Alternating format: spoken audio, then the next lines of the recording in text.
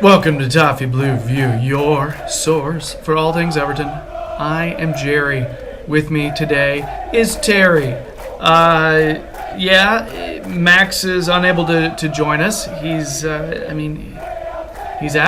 He's out and about, doing his thing. I'm assuming he is in the middle of a dance floor right now, surrounded by people just pouring Jaeger into his mouth as he dances, probably to some disco version of Z-Cars. Yeah, so I said Z-Cars. Isn't that funny? That's how I learned, being an American, that's how I learned it before I heard someone say it. Z-Cars. That's what I say. I say Z-Cars. I feel like such a tool now every time I do it accidentally. And then all the people listening are like, yeah, that's pretty bad, man. That's awful. It's a season review. We're going to be splitting it up into 3 separate segments. We're going to start off talking about Silva and Bronze. How have they done? How are they doing? And then we'll move on talking about standout players and disappointments. And then we'll finish with matches that stood out. And that would be the end of the video. And then we'll move on to a pod-only segment in which Terry and I will be comparing our starting 11 to the Avengers. Which Avenger is Luca Dean? Okay? Which Avenger is Jordan Pickford? It's just the starting 11, though, because we have a pretty set starting 11 now. Okay? So, I think it'll be funny, and I think it's going to be really interesting how many similarities we have, And I do think there's an interesting discussion to be had when we figure out who the heck Nick Fury is. So, we'll figure that out. And people who don't know what Avengers are just like, I don't know what this shit is. But that's okay. It's okay. So, Terry, let's talk about Silva. How have you felt about Silva overall? I mean, we've got a lot to discuss when we're talking about a manager, transfers they brought in, how he worked with the current squad, the people he shipped out, how were his big games against teams we should have won. You know what I mean? Like, there's a lot to discuss when you're talking about manager. Where do you want to start? I think this season we've learned a lot about Silva, like throughout different parts of the season. I mean, you think of what he inherited. The club, the dressing room was just toxic. Like, there was no, togetherness, no team spirit. That was evident on the pitch. Last season across 3 different managers, there was players getting sent home from training. There was players who were asking on deadline day to go out on loan and whatnot. Even the ones who didn't go. Silva seems to have done a really good job of sort of fostering a good, strong team spirit again, which it's so important. People don't realise that if you've got a squad that are working for each other and fighting for each other and for the manager, it can make the difference in a lot of games. So I think he's done well in that regard. Style of play, it took a while, but he's definitely implemented his own style of play. I think it's based on a lot of wing play and a lot of little triangles between different players, and you can see the difference on the position of 8th might be the same, but if you look at there was a graphic put up on Twitter where every single metric, pass completion, attacks, every single metric for a positive football had improved greatly, and that's what you want. You can't work miracles by making slow players fast or weak players stronger, but he can implement a team sort of like formula, and I feel he's done that. The biggest thing that I've liked this season from Silva is how he faced down problems. Some things like how he arrested a slide in performance. That middle third of the season was awful. Like, we were the second from bottom in the form table for a long time. Then we had the 17-day break when he seemed to turn it right there. Yeah. After that 17-day break, you just saw a bit of a sea change with the players. Like, they started to, the system started to work, the formula started to set in, and not just that. I think a big thing he did this season, Silva, was face down the problem with Goodison. He didn't come out and say the fans need to back us because it's hurting our performance. that's partway true that it was, but he didn't say it like that. He didn't then come out and just lay it all on his players and say, you need to make this crowd sing, you need to get this crowd off their feet. He faced down the problem and said it's a bit of both. We need the fans to be with us and we'll play better when they are with us, but it's not all on them. You need to work with the crowd. And not only did that 17-day break help on the pitch, but after that, I think the next home game, I think it was, when we brought the siren in and stuff like that, you sort of start to see a real turnaround at Goodison. Like, the supporters started to get behind the team, even when even when things weren't going well. I think it was a sort of coming together of the manager, players, and supporters that the club's needed for a while. I think Ronald Koeman tried to, I think he felt it was there but didn't try and address it. I don't think Allardyce was any mind to address it, and that showed some real like stones for the manager. It showed some real bottle, because a lot of managers in his position, coming off a really bad run and hadn't been at the club very long and hadn't been at any club very long, it was quite a risky thing to do. So that doesn't come off, the fans turn on him, and it told me a lot about him. Silva, so I'm really pleased with Silva. There was some things I didn't like going out the cups early and stuff like that, and the poor run in the middle of the season, but overall I think, considering what he inherited and where he started, and the fact that he made changes when he needed to and he improved things that he needed to, I'm pretty pleased with Silva. He's definitely, I definitely think he's the right man at the minute. Yeah, I think if I'm going to give him if this was like a class and I gave him, an A being the best, B, C, D, whatever, I can't give him a straight up A because of that middle third. Can't do it, But I'd give him a B because, honestly, because of what I saw after that 17-day layoff. To me, you saw all of a sudden the players start understanding zonal marking.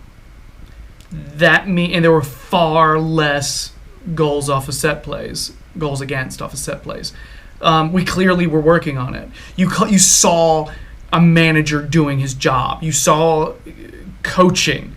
You actually saw players getting concepts and being brought in, and it's almost like players started understanding roles. You saw Calvert-Lewin plug in up at the head of that pressing system, and you saw him pressuring those passing lanes, and you could see him doing his job. Now, not scoring goals, but he's enabling other players to do their jobs. You know what I mean? I like the fact that you started seeing an adjustment on his part around who we have. To me, that's an intelligent manager, not trying to say, hey, let's take what we have and wedge it in like this. He has certain things he likes to do, but he's being flexible here or there. Some players I do not think were his ideal style of player. I'm not completely sure that Idrissa Gueye fit what he wanted to do. You know what I mean? However, he's developed something that makes Idrissa Gueye just absolutely be essential to what we do. He's using the strengths that we have to our advantage and making everything harmonious around them. It's really intelligent football. The style has developed. It did take a while, but there is a style there now. And you know what? Well, I realize last season we finished in 8th, blah, blah, blah. Anybody who watches the football sees that it's different than last season. I don't hate myself at the end of this season to start off with. That was a good thing. But the way we approached games against the top 6 compared to the way we did it last year. Last year, Allardyce goes to Arsenal and does 5 at the back, and there's certain players have no idea how to play that system, and it's just an god-awful, depressing, and even though we lost to Arsenal earlier this season, it was still a better performance than that day.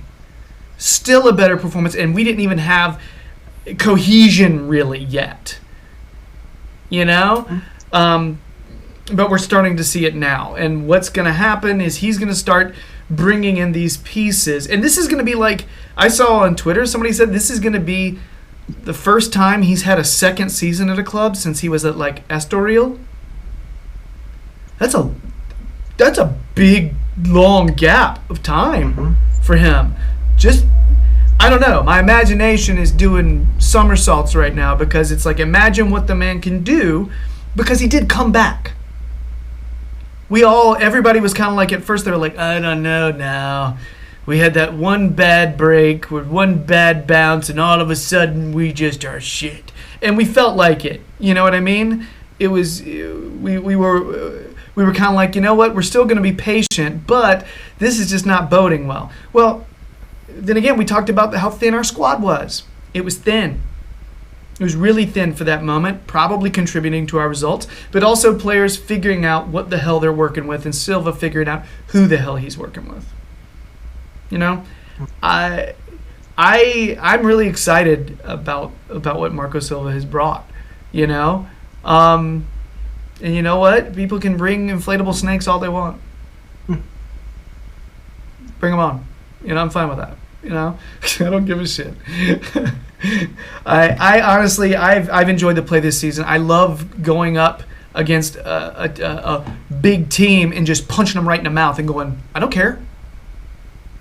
I don't care what you have on your shirt. I don't care. You know, I love that. You know, because I grew up playing for those little teams, not the big teams. You know what I mean? And so, that's the types of teams I always pull for. The ones who are, you know, look the supposed big guys right in the eye and go, I am not intimidated. I'm gonna get in your shit, okay? You know, and through that you gradually, remember that you're one of the big guys. It's like you forgot for a little while, you know. So, so anyway, not a perfect season, right? No. There was a lot to be improved on, but for a first season, considering what we had, not bad. Yeah, totally agreed. Let's talk about Marcel Brands. How do you feel about Marcel Brands without pulling out any of your poetry? Because I feel like we've all written Marcel, our own, verse from the heart. Seriously, how do you feel about Marcel, though? I mean, pretty good. I mean, the proof's in the pudding with as far as one part of his job, the recruitment. He's made some really good acquisitions. He's boxed off our left-hand side for hopefully years to come with 18 million pound for Luca Dean and Bernard on a free. It's like them two together. It's like to have one whole flank of your team sorted out for less than Bournemouth play for Dominic Solanke, who's hardly done anything for them. Like when you think of the prices players go for now, to get two players of such quality on that side for less than 20 million, that's just fun. It's just unbelievable. Like that's good transfer work. That's good homework done. None of the players who he's brought in I've been disappointed with. Richarlison's been good. He's been our top scorer. Zuma's been a revelation. Like he's now one of those players who we desperate to sign permanently, and he was only last second, wasn't he? He was actually signed after the transfer window was shut, so quite a late in the day move. Yerry Mina, I mean, a lot of people are disappointed with him, but it's not really Marcel Brands' fault that he picks up injuries. And when he has played, I think he's done all right. He's had a couple of bad games. We've played 12, and I think he's been better in the ones that been better in more than he's been poor in. Andre Gomez, a baller. He's another one we need to sign. Not seeing as much of him as I'd like because he's been in and out of the team. But when he has played and he's been good, he's been a cut above. I asked the West Ham fans after the win away at West Ham what they thought of Andre Gomez. Their fans were coming out of their stadium saying that guy just absolutely ran that game. He was a top 6 player. Of course, 2 of them are on loan. It's Marcel's got it all to do now to try and get them and do work some magic again, get another couple of Bernards and Dinas, but he's proved he's done it once. The other part of his job is the selling of players and getting rid of them, because the squad is and was massively bloated, and it was the first thing Silva and Brands together said in the press conference, that this is not right, this can't be left. There's so many senior players, they're all on The majority of them are on huge wages. Some of them aren't even contributing for that wage, and we need to do something. We need to get rid of them. Now, a lot of the players he moved out of the door were only temporarily moved out of the door. A lot of them were on loan, and now he's got it all to do this summer to try and move them on properly. Like there's still, he got rid of, who did he get rid of? He got rid of Rooney, Funes Murray, Davy Klaassen, possibly one more, I can't remember. Joel, I know his contract expired. Yeah.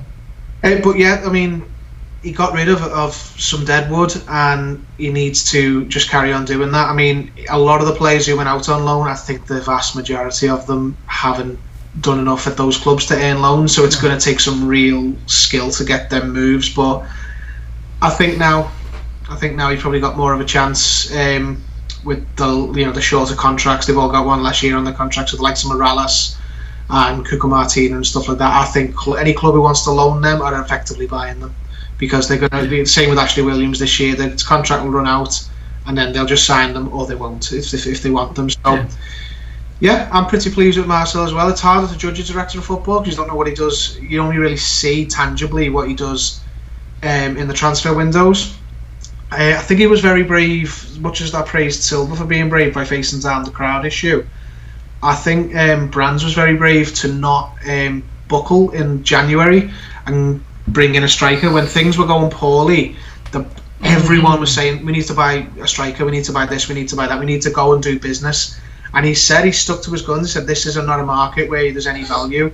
Everton should know that themselves, because we've very rarely made any, long-term positive acquisitions in January. We typically only ever buy short-term fixes, and a lot of people wanted them to go out and get, say, Michy Batshuayi, but and the pressure will have been immense to go and get him, but we would have had to have bought him. Because of Chelsea's transfer. The Kurt Zuma loan. We would have had to buy him rather than loan him again, and that would have been ridiculous. Moving the wages, the money. He said no. He stuck to his guns. He rode the storm and said, I can understand the temptation, but it will not help long term. Look at last season. We're now trying to move on Tosin. He didn't say that, I'm sure, but look, there's no value in this market, and he resisted it, and he said, we're doing all of our work for the summer, and hopefully by August we turn around and go, yeah, that was worthwhile, because look at the players we got. If we'd have brought in players in January, we might not have got this player or that player, and they're a lot better than they would have been. Yeah, I think you look at a lot of these players that we had signed that were on way too high wages, just way too high, and the idea of being able to sell them and move them on is just really low likelihood. It just doesn't happen very often. I do think there's a possibility of us buying some players off, some of the players that maybe don't have too much more on their contract, saying, here's some money, you want to go do your thing. I don't know. I don't really know why it couldn't happen, but I don't think that will happen, just because clubs don't do that, because it tends to be if they're gonna pay that money anyway, they might as well just have them around in case they need them, right?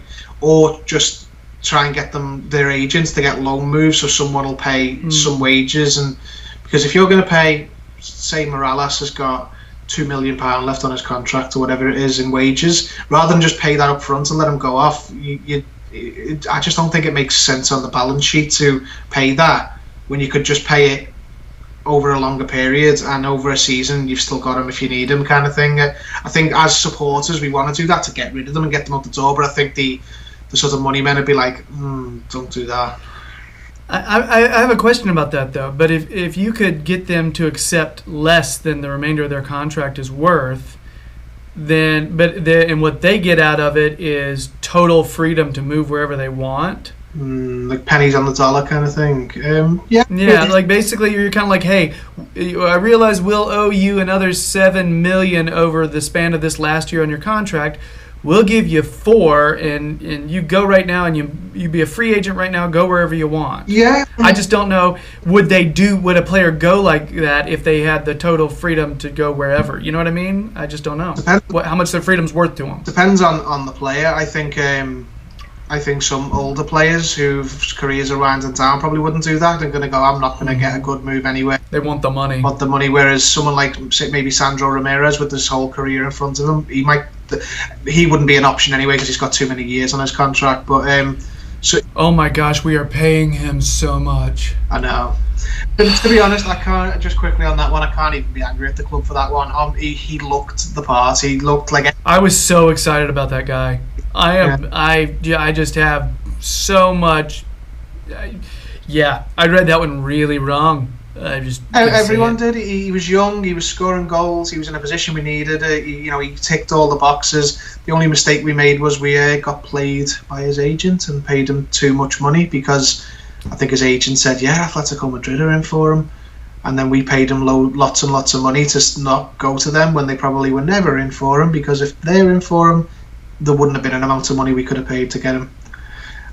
Well, I was under the impression another reason we did that, we paid him a lot, was because his release clause was so low. It was only like 5 million or something. It was so low. It's essentially getting a free. Yeah. And so you got to give that money, you know? Yeah, functionally, that 5 million could be in lieu of a, signing bonus or something like that. So I can't even blame the club for that, but it's all for Brands to do now. This is where we'll really see Marcel Brands' mettle, because he's got to not only do what he did last season, bringing players in, he's also got to sell and sell and sell again and get rid of these players off the books and get the club healthy again financially.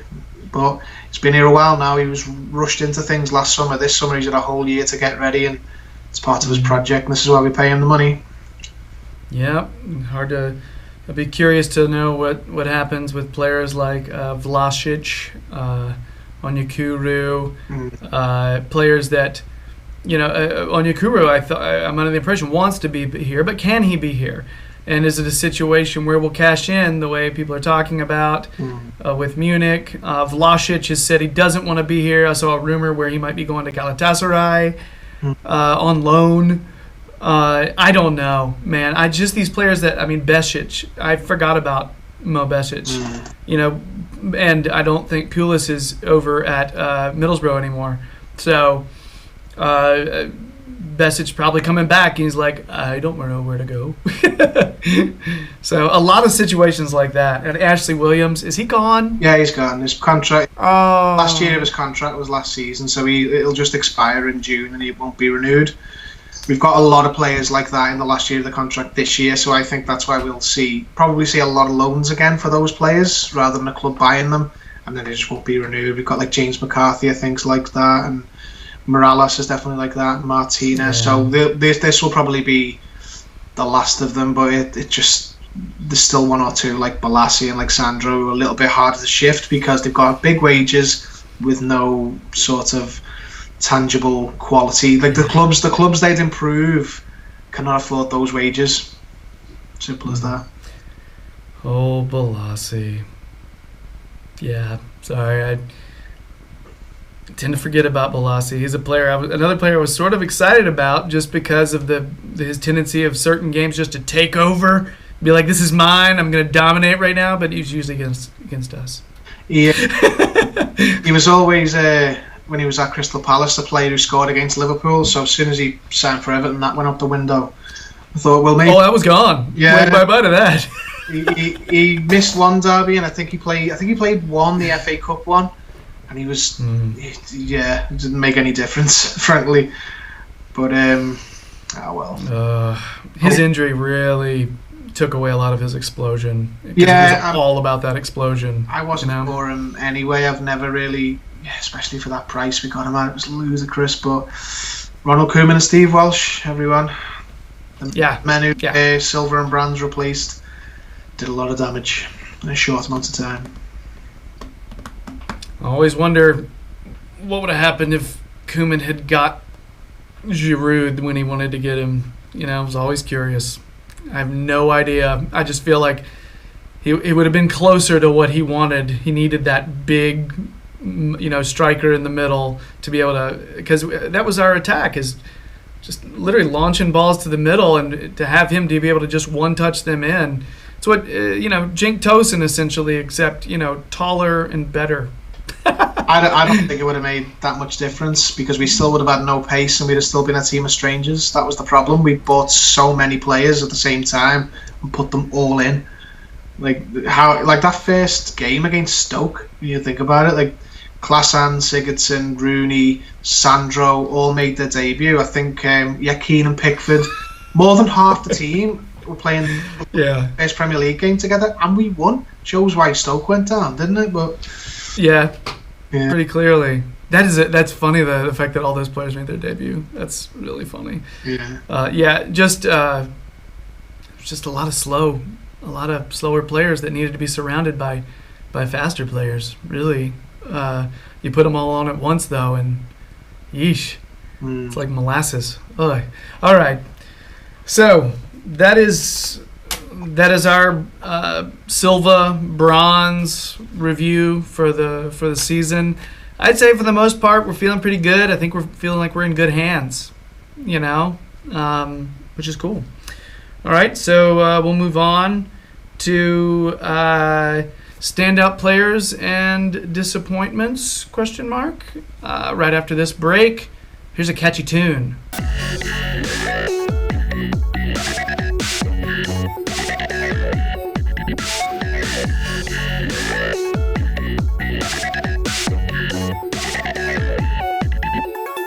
And we're back.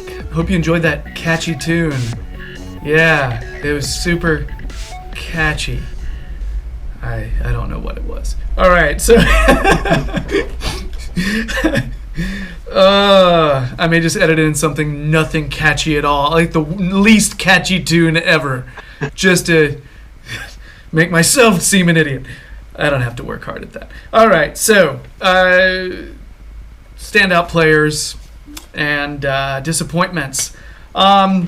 I've got a list I've written down, but I always let other people go first because I don't want to be rude, really. Be like, hey, I'm directing questions, but no, let me go first. That just sounds like a dick move, So, Terry, throw me in your view a standout player this season. It could be maybe a pleasant surprise, if you will.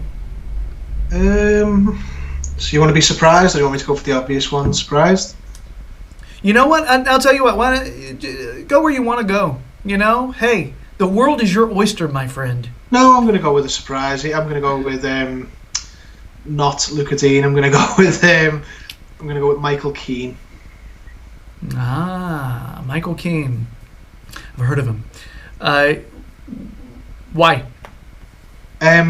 I think he's a good comeback story. I mean, last season he went from, at the beginning of the season, we have a new player, and he was an England international, and he was very highly thought of. And then last season was just a disaster for him. He struggled throughout the season. He had a recurring injury on his foot, and he was a victim of managers who were poor managers over him, bad style, rotating cast of partners next to him. Mm-hmm. A lot of people had flagged him up as one of the biggest disappointments of last season, and now to come into the end of this season, and he's been one of the standout players. He's just turned it around. He's been an absolute rock at the back. There's been times where he's not been perfect, he's made mistakes and all that, but overall, like most of the time, he's been super strong. He's been the player that we bought. He does tend to excel against the bigger teams, I find, when he's playing against the really good players, when he's, having to defend like a lion, he's having to throw himself in front of the ball, and he's having to win, his battles. It's the only games he seems to not perform as well in is when it's, Everton, you just have the ball, you just have all of the ball, and then we see what we can do. That tends to be when he struggles a little bit, because maybe it's a concentration thing, I don't know, but he is up there for the most improved player this season. He was easily on a lot of people's get rid list last summer, and now I don't think he's anywhere near anyone's. He's one of the key players in the team, and it goes to show of the 3 senior centre backs, not including Jagielka, 3 first choice centre backs we've had this season. How often has he not been involved in the combination? It's always been Keane and Zuma, or Keane and Mina, and then it's I think once we had Zuma and Mina, and then it went straight back to Keane because he was the linchpin at the back. He was the stability. So he's one of my standouts for this season. Yeah, I think he led the team in aerial, duels, and clearances, which kind of plugs into, he was brought in by who? Mr. Moneyball. All right. Steve Walsh Moneyball. All right. That was one of the reasons why, he was sitting there. He was all about stats. So it doesn't surprise me that Keane is great at clearances and aerial duels. It doesn't surprise me in the least. He was the most consistent performer in the back when it comes to center backs. However, he did get to play more than the others, which might explain his numbers being more inflated than theirs, if I'm going to be fair. I think he is a more intelligent passer than he's given credit for by a lot of people. I do think sometimes it takes him a while to turn. There's a little bit of a quickness thing with him, whatever.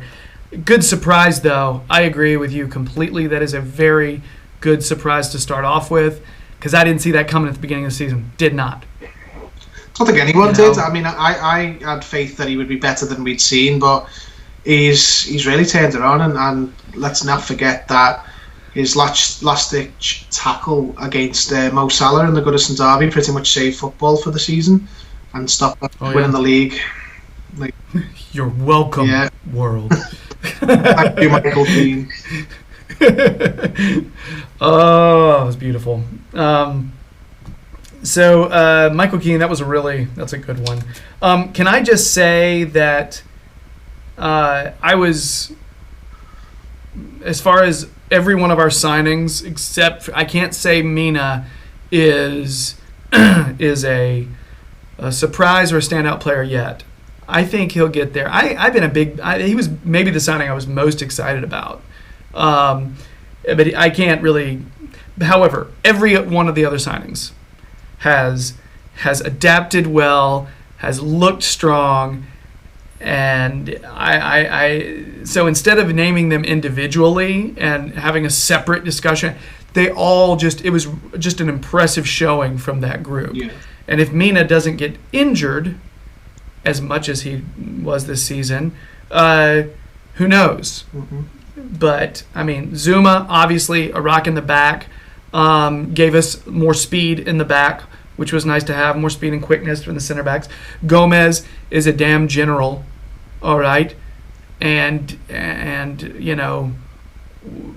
beard club for men representative, which is nice. Bernard, who, is one of the more fun players to watch. He gave us one of those people who can weave in and out on the back and actually take somebody on the end line. I don't see him as an enormous goal threat. I just don't. I do feel like he's a creator. He creates chances, and that right there, something we needed desperately. Consistency. His interplay with Luka Dean on the flank is just it's beautiful. And Luka Dean, all right, who had, I feel like, one of the biggest tasks of anyone, filling Leighton Baines' shoes. All right, I mean, the guy is great in the air. He's a fantastic defender. He's an intelligent combination player. He's not one of those players who weaves in and out like with on the dribble, but he just passes moves and he just combines well with other players. He's exactly as advertised. Exactly. When I watched tons of video of him, when I heard we might be signing him, he's exactly what I expected. It was so nice. So I guess the surprise is it translated. And the other thing I didn't realize is how good his service is. It is pinpoint accuracy. So good. All right. And I didn't know he could do that. Those dead balls outside the box in terms of bending that. You know, oh my God! I didn't know that was a thing that he could do. So, So that's my cheating answer. is for those for surprises or standout players. I'm just saying the signings for the most part, excepting Yerry Mina, who will be fine. Right there, all of them are great. All of them stood out. Every single one of them. I mean, Luka Dean got Player of the Year. Yeah. You know, brand new. That's crazy. Yeah. Said in the previous video about testament to brands. Every single player we brought in was great. Like varying levels of great, but none of them were poor. Like it's just, and frankly, I just think that the money that was spent was finally well spent after under Walsh and whatnot. Even the better players we bought, we overpaid for a lot of them, but all the new players we brought in, like Luka Dean and Bernard and all that, these players, if we were to sell them now, would cost huge amounts of money because they've been so good. Mm-hmm. How much would it go ahead. How much would it take to get Luka Dean now? Like, it's crazy amounts of money. Somebody I didn't even mention was Richarlison, who led, joint leader in scoring. I didn't even mention him. And the fact that he started on one side, moved to the center, moved to the right, he adapted, adjusted, stopped flopping all over like a friggin' land-bound salmon. I was glad that finally he decided to toughen up and start playing a little more, actually playing instead of just, falling. He's done well. He's done very well. And you know what? We have a Brazilian national on our team who has a cool little celebration dance and does lots of videos with Neymar and shit. That's a little personal geek out I like. Yeah, massive amount of pressure that he's had to shoulder as well, because the British media, sports media, were desperate for him to fail because he was such a big price tag, and he'd left Watford and gone to Everton with Marco Silva, and they didn't like Silva for that anyway. I don't know. I feel like the press were all quite up for him flopping at Everton, and he hasn't done it. He's performed, and I think they've got to praise him through gritted teeth now. Mm-hmm. Now, I also want to add for a good surprise the number of clean sheets that Pickford presented us with, which was great. Mm-hmm. Good surprise. And then for a disappointment, a couple of games where emotionally or concentration-wise, he had 4 errors leading to goals this season. All right? So, the good with the bad with Pickford. He's young. Well, you've read my mind, because he was going to be my pick for a disappointment.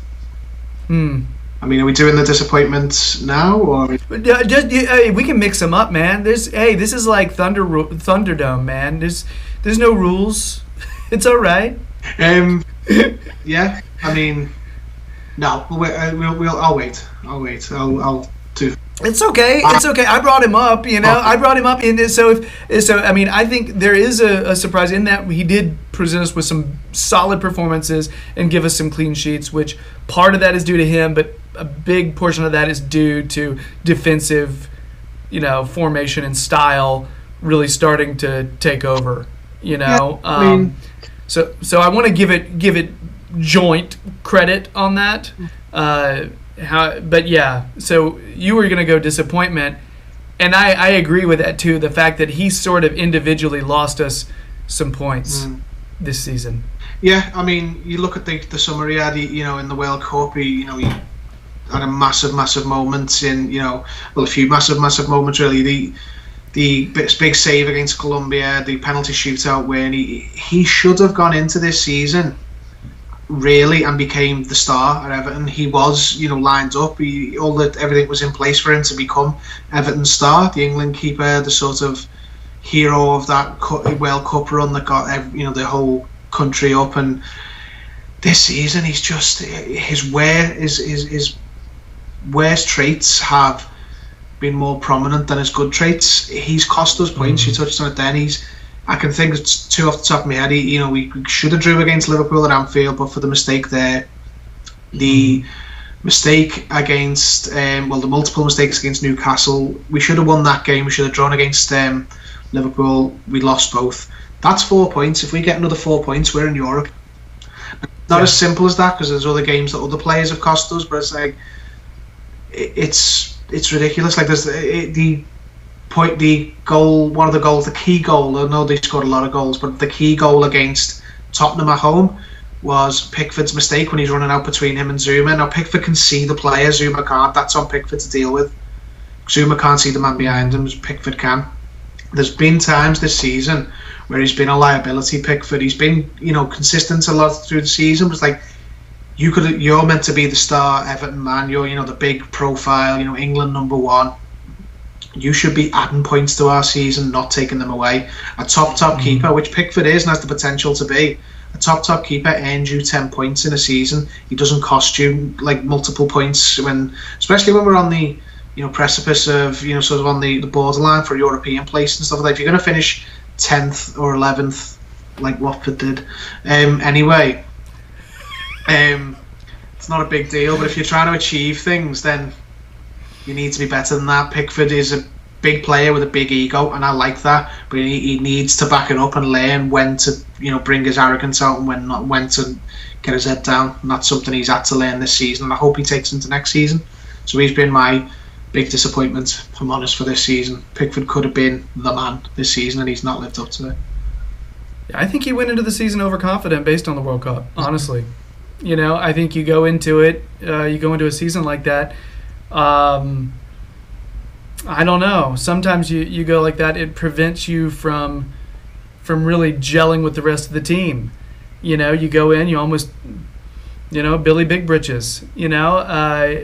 I have no evidence that he's like that at all. It's just something that, I could see that, and his performance at Newcastle, it's just one of those things where this is where we're at as a club, though. All right, we are purchasing and bringing in young game changers. All right, they're young, they have immense potential, and they're going to do a lot of amazing things. But Newcastles are going to happen. There's going to be slip-ups, there's going to be inconsistencies because they're still young. And that's where we're at as a club right now, because us buying polished, finished articles is really hard to do. Because a lot of those polished, finished articles want Champions League. And that allows Dortmund to get these really amazing players for like not much money, because people are like, yeah, I'll go there. I can play a little Champions League, and yeah, I'll play for you. Torgan Hazard, little bit of change. You know what I mean? They did not pay much for him. It's ridiculous what they paid for him. All right? So, but that's just where we're at right now, though, because English clubs, #1, English clubs, the prices are inflated for us because of Sky money, because of the TV money. Mm-hmm. It's just the way it is. All the prices are hyperinflated. When I think about how much Huddersfield made last season compared to what Valencia made last season, Valencia made less than Huddersfield. All right? Big difference in quality there. But that's just the way it is. So everyone's going to boost their prices for Premier League teams. But the Champions League players, they want to go to Champions League clubs, and that's the way it is. So we're going to have these players that are going to make these immature mistakes. There's going to be immaturity. It's going to be there. Or players that maybe haven't played for a while, like a Gomez. We bring in a Cadillac type player who's going to have some injury concerns. Mina didn't even play very much for Barcelona the season before. Mm-hmm. So maybe there's a very good reason why he had injury problems. So it's just the way it is. So Pickford, there was good and bad. Yeah. Right? Oh yeah. Tremendous save against, was it Salah in the derby, the Goodison derby? Yeah. Another big, him and Keane. You're welcome, world. Just saying. It was nice. That was the one that Max preferred his save, actually. Yeah. I think I preferred it, to be honest, considering the amount of stick he got for the first one. I mean, stick off us is one thing, but stick. That is a very fair reason too. Stick off them different. Like shame about those little arms in it that stopped you winning the title at Goodison Park. Yeah. Whatever. It's fine. I'm going to go ahead and say a disappointment for me this season because I was expecting a lot bigger things from him. And as a person, seems like a good guy. Jink Tosin. Jink Tosin was a player, came into the season. I actually thought he had a pretty solid game against Wolves. Combined well. I think he got an assist. Yeah. I feel like he got the second assist, to Richarlison.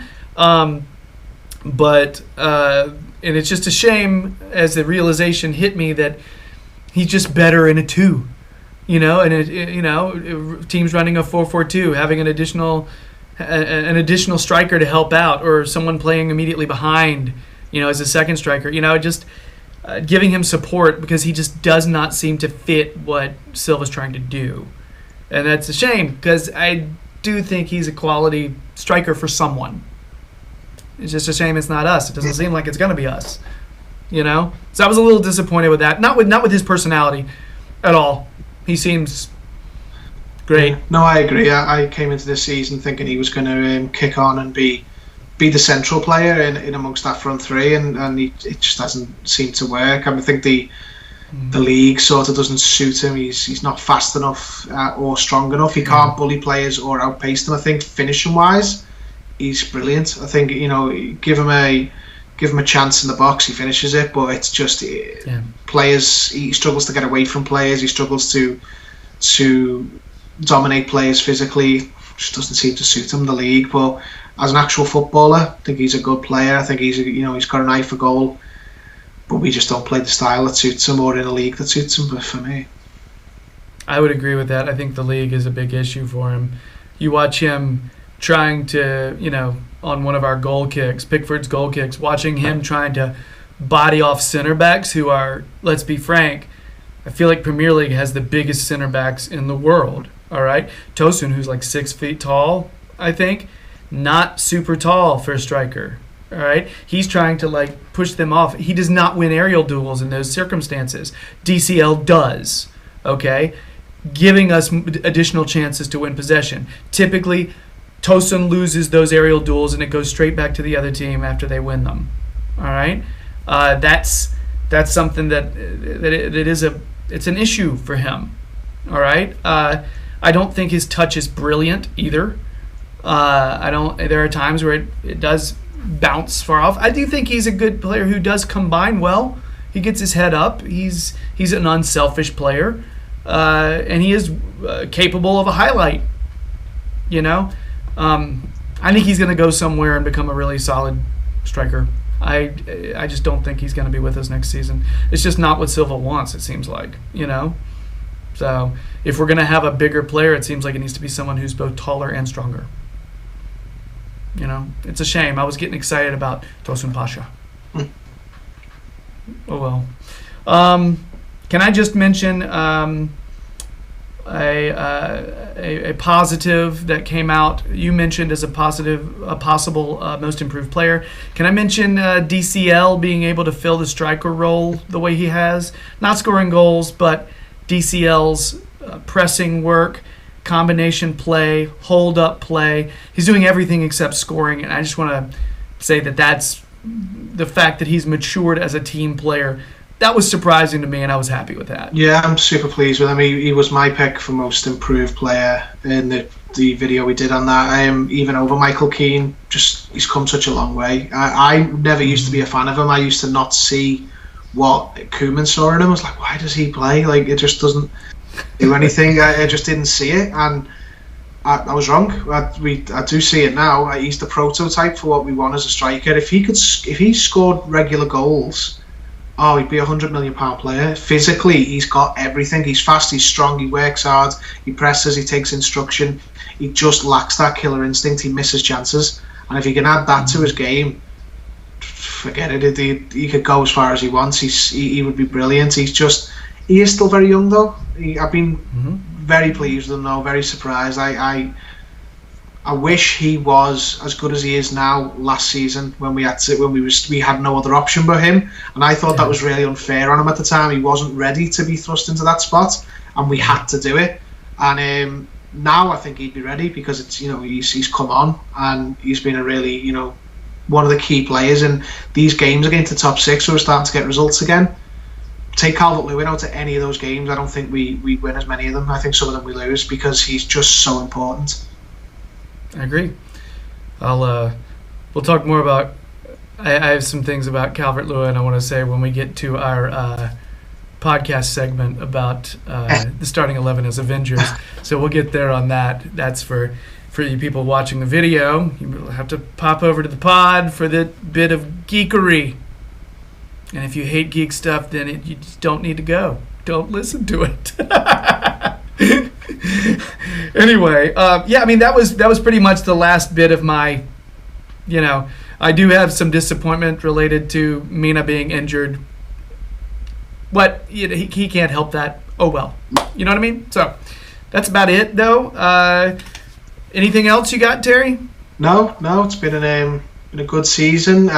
Good's about it. I wouldn't go too overboard, but I think I just can't. I'm not so far removed from what we were like last summer. I think I'd have took this all day and twice on Sunday all week when we were last summer, when the joy was sucked out of supporting the club. Because we've come a long way since then. It's just time to build on that now and get the rest of our team in place, because I want to get back into Europe. I want to start trying to win cups again, and I think we're back on the way forward. We've floundered for a couple of years, but I've got faith now that things can be improved and are being improved. Don't wrap it up yet. We still got to talk about standout matches. All right. I was like, hold on, don't do your big summary just yet. No, I'm just there. It's just me, and I'm quite. Nah, man, that's good. Flower. So, we're gonna move on to the next segment, though. Talk about matches that stood out for good reason and bad reasons. So, we'll be right back.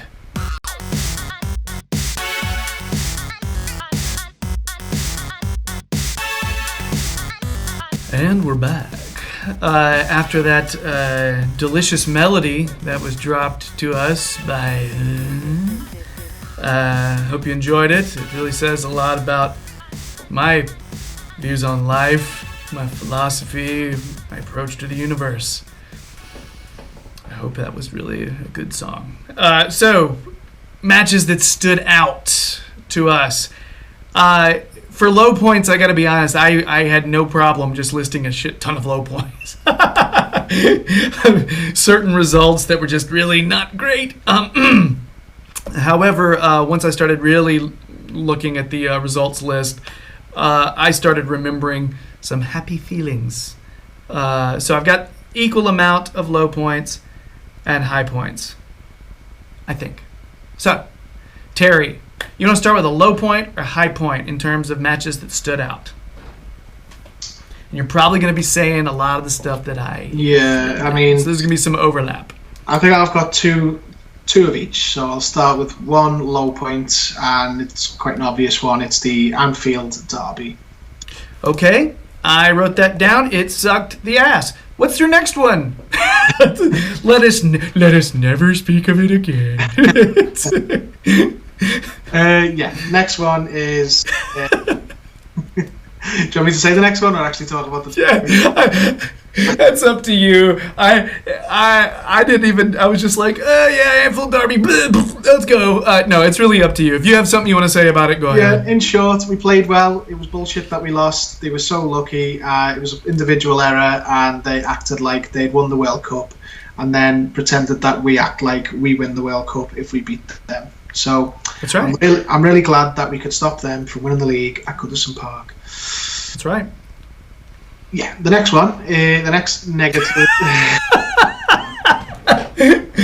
I'm done with everything you said. I have nothing to add. Go to your next one. Millwall in the Cup.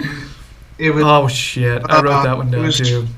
Those two games were probably the two lowest in the points in the season. The fact that an FA Cup run can, turn a faltering season around, and at that point in whenever it was, I think it was January, we'd had a pretty ropey December, the wheels had started to come off the early season optimism, and a lower league, lower league team should have been an opportunity to get a much needed victory, and B, get some momentum going in the cup. A cup we all want to win, and it was just awful. Like we went down there, and there was trouble with supporters, and we as bad as we were, we conceded excuse the language, bullshit, their goal at the very end with players being offside, and it was just such a drab. At that time it felt like, oh my god, it's January and we've got nothing left to play for in the season, and it's terrible.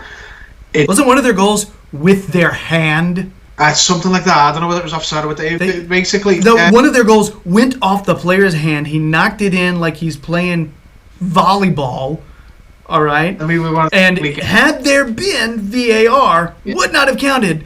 But it's only there for certain teams in certain stadiums. But the thing about that was, at that time, even if we'd have won, we'd have gone to the next game, and I didn't have much confidence we'd have got through, no matter who we played against, because we were so poor at the time. And it was a weak time. You're right. It's the biggest black mark on Silver's season, is the poor performance in the cups, and I would expect next season, considering the steep learning curve that it was for him, that we'll start to see some stronger teams in the cups, because I think he realises if he wins a cup here, then he's got credit for a long, long time. He's going to, be seen as a hero, because it's something that the club need to address, need to get that monkey off our back. We've been good enough several times to win a cup, and we always seem to just beat ourselves like this. To go out to Southampton and to Millwall, it's just real low points, real kick in the guts at a time when things were going poorly anyway. So they're my two lowest points anyway. The two that had the biggest impact on supporters on the season, I think.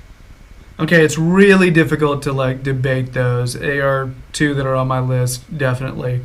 I wrote a bunch more down though, just because I dwell in pain. It's where I live. I live in a very painful place. I have to mention the 1-1 penalties lost to Southampton in the other cup, just because I didn't get to watch it. I was having to listen to it on Everton radio as I was getting to my oldest son's practice, and I put it over I put it in the car, and me and my son were listening to it, and it was just, it was just crap, right? I mean, to lose like that to Southampton at Goodison, right? It's just another bad cup loss that's, put it on the pile for Everton in recent memory. It's just shit. I need to additionally mention our latest loss, 2-0 to Fulham, which basically put us out of European contention. Yeah. Just a weak day. I have to, because it was a time where there was optimism. We were feeling good. Yeah, we were playing really well, and Fulham were already relegated. It was just a baffling defeat, and it was so important considering the European race at the time. I think we were in the box seat at that point, and that was one of the poor ones. I can't argue with that one.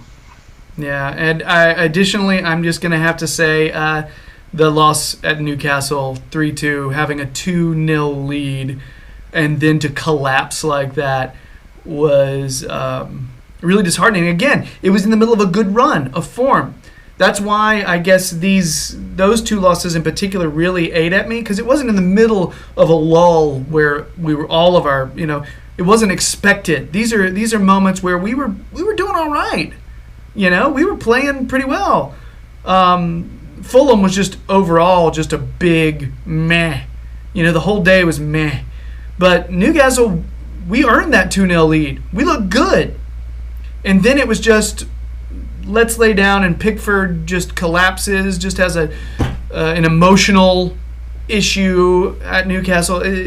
So those are the ones that really, on top of the ones that you mentioned, those are the ones that hurt. So let's put it that way.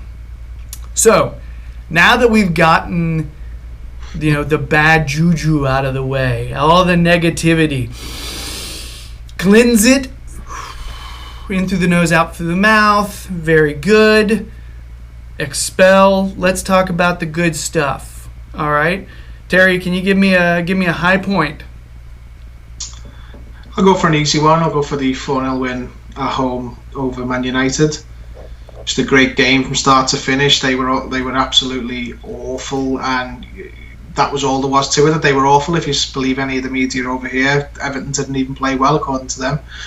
Mm-hmm. But no, we played fantastic. We absolutely dominated them, and I don't care how poor Man United go. It's always great to turn out and perform like that against them. The goals were great. We had overhead kick from Richarlison. We had a long distance strike from Dean, a long distance strike from Sigurdsson, a rare goal from Walcott.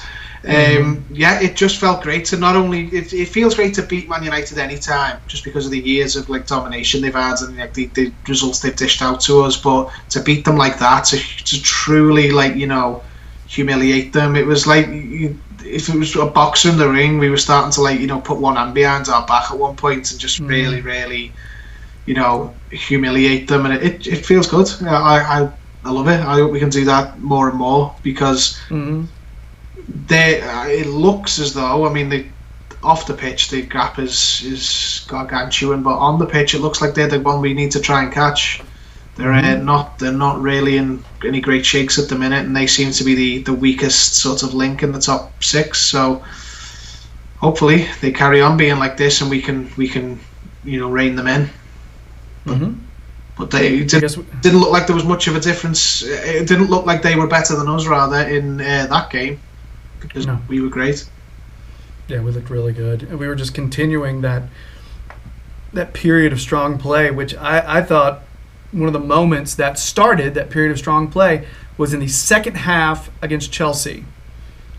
We were 0-0 at halftime, and we came out and something clicked, and all of a sudden we were all over their asses. Yeah. It was fantastic. Won that one 2-0. It was a great performance, and I felt like that was a serious tone setter. Now I do think the play after the 17-day layoff, we talked about it before. That 17-day layoff, we came back and beat Cardiff 3-0. All right, that was solid, but I think we all thought it might have been a false dawn because it was against Cardiff, and you never know which Cardiff's going to show up. So we thought, it's Cardiff, and they're probably going to get relegated. Let's just hold our, let's just not go out buying shots just yet. But I will say that was I don't want to put that at the top of all those other games, because I feel like a 1-0 win over Arsenal is more impressive than a 3-0 win over Cardiff. However, I will also mention that 2-0 win at West Ham.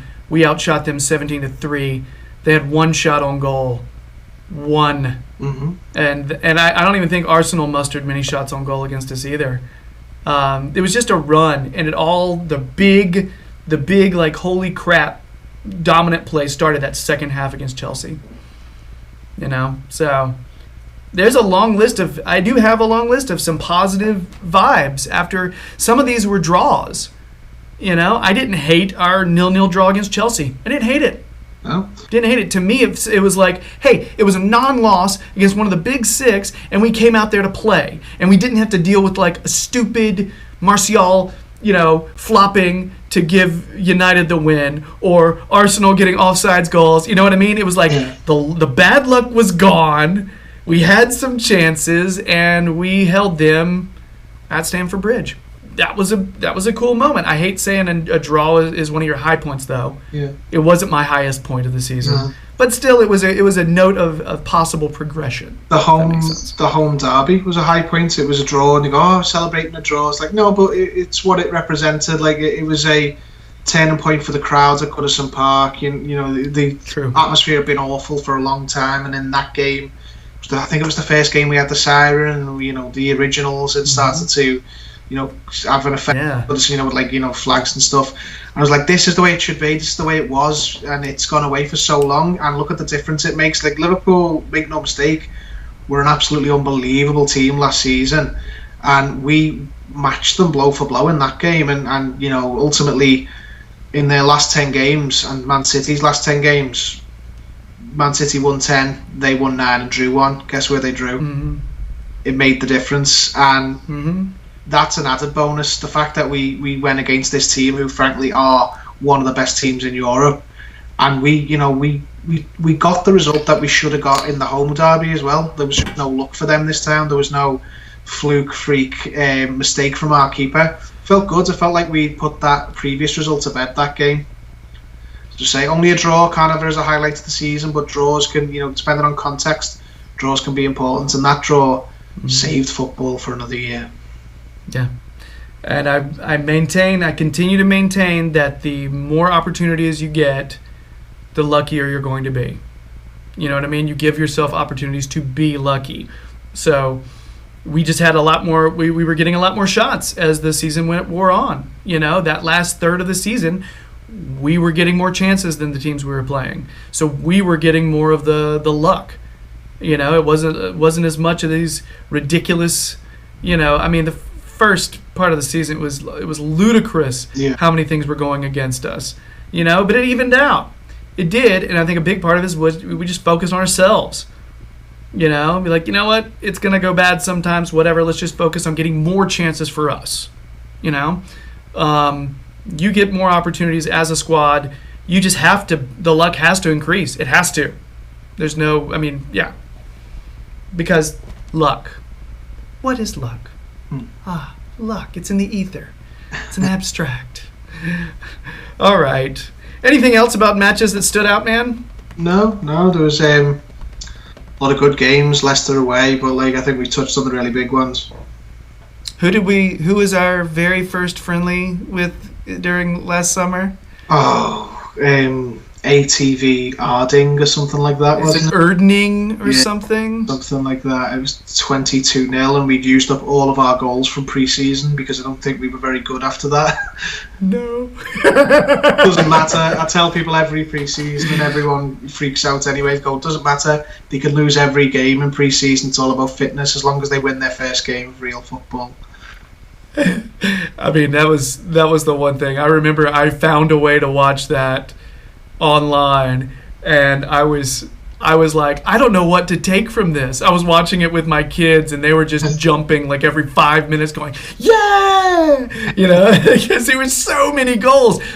Kids, when they're really little, like Bennett's 6, and he's almost 7, so he's just getting to the point where he can watch a longer stretch of game that doesn't have a goal in it and actually start appreciating the play. But for a while there, it was all about whether or not a game had a goal in it. If a goal happened, that's when he was paying attention, And so that game was the best game ever. It's the most entertaining game. If you're the kind of person who doesn't appreciate fair play, it's that was just, oh man, I my heart went out to old Erdning, you know what I mean? But we've heard of them now, and globally they are more of a brand now, just saying, so maybe the marketing helped. God, that's the worst bright side of the pillow I've had. So instead of the bright side of the cloud, fluffy side of the pillow, merge them. Hybrid phrase. Yeah. All right, anyway, I just wanted to mention that game just because it was kind of one of the first impressions we had of the season, and I'd forgotten about it until just now. Anyway, all right, well, that's it for our season review then. All right. No European place this season, so obviously there is a little bit of a disappointment. However, higher stats pretty much all over the place than last season. Better sense of optimism. We don't hate ourselves when we watch our team play now. These are good things. Overall, you mentioned it in the Silva when we were talking about Silva earlier. Just the overall vibe with everybody. There's a sense of excitement, and we're not sitting there stewing oh God, when are they getting rid of him? It's good. It's good times, and we're excited about the summer and excited about what's coming. I feel like we feel like we're in good hands right now, most of us anyway. Yeah. So good things. All right, so that's it for our season review. If you have been digging the videos, please subscribe to the the Toffee Blues YouTube channel. We sincerely appreciate it. If you want more Terry, Liverpool Echo fan jury, is that still happening, or is that pretty much over now? Yeah, I mean, as far as I know, in previous years, you don't really do as many over a pre-season, so probably won't be back for a while. But yeah, I don't think the last one of the season's been done yet. I think we'll probably do one more. If previous experiences, anything to go on, I've not been told that. So one more, pay attention, look for Terry, Liverpool Echo fan jury, look for Terry on the streets, hugs abound, make them happen, all right? Additionally, so we're going to be continuing our discussion on the pod. So if you want to tune into the podcast, you can go check that out now. You can find it on iTunes or on Acast or on, one of those places you check your pods if you do that. And we're going to talk about the starting 11 if they were Avengers. If you don't go in for that kind of geeky shit, apologies. We that's who we are. We can't change it. All right? Love us for us. But if not, hopefully we'll just see you next time. Thanks a lot. And let's hope for some just boatloads of awesome sightings. Yes. All right. Terry, thanks a lot, man. And I'll talk to you in a bit. All right. Bye.